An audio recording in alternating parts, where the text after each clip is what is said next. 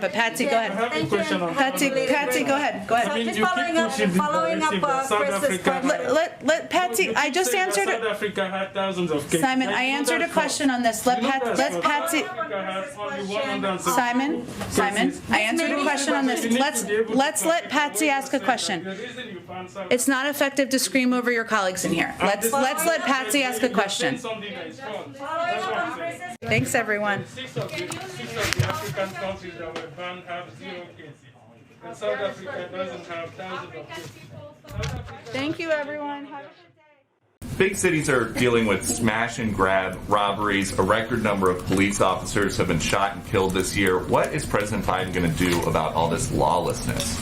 Well, Peter, I would say that, one, the president proposed additional funding in his budget over the funding that had been proposed by the prior president to increase and support local departments, make sure we keep cops on the beat, and we ensure that local communities are working in partnership to crack down on crime and any dangers they see in their community. So that's one of the steps. We've also worked with a range of communities across the country on strike forces, as you know, something we've talked about in the past. We're continuing to implement that from the Department of Justice. But the president absolutely believes that community police forces can have an important instrumental effect in helping keep communities safe. And does the president still think that crime is up because of the pandemic?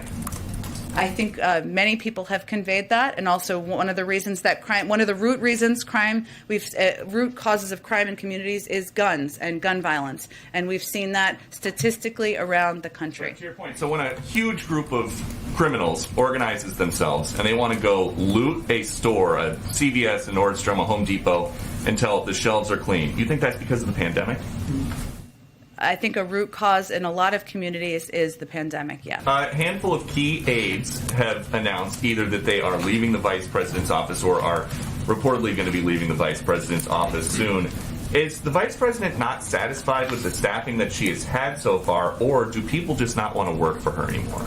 Well, Peter, I would say that working on a presidential campaign, I may be covering one too, I would say, to be fair, and working in the first year of a White House is exciting and rewarding, but it's also grueling and exhausting. It's all of those things at once.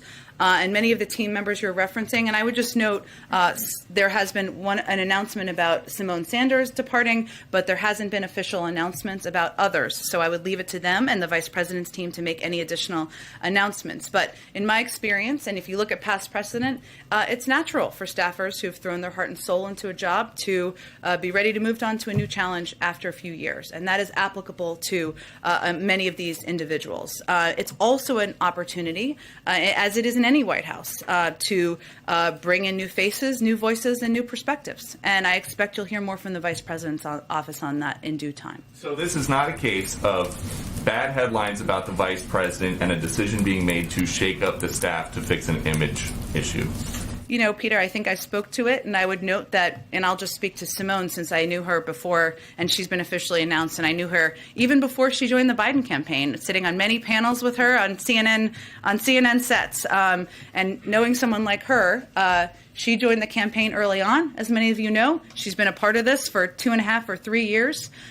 She's somebody, and anybody who spent time with her knows that she is whip smart, and she has charisma coming out of her eyeballs, and she's going to do plenty of interesting things in the world in the future. She'll always be a part of this Biden-Harris family, and it's only natural after a couple of years to be ready for something new. And that's what happens in my experience in the past in White Houses often. Does the vice president think that staff are to blame for her not making any kind of meaningful progress on the big things in her portfolio, like passing voting rights or addressing the root causes of migration?